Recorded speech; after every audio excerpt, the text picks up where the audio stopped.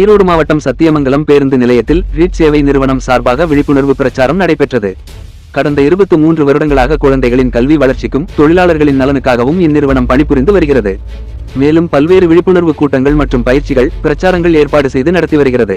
அதன் அடிப்படையில் பெண்களுக்கு எதிரான வன்முறைகளை ஒழிப்பதற்கான சர்வதேச தினத்தை முன்னிட்டு ரீட் நிறுவனத்தின் சார்பாக விழிப்புணர்வு பிரச்சாரம் சத்தியமங்கலம் பேருந்து நிலையத்தில் ரீட் நிறுவனத்தின் இயக்குனர் கருப்பசாமி தலைமையில் நடைபெற்றது.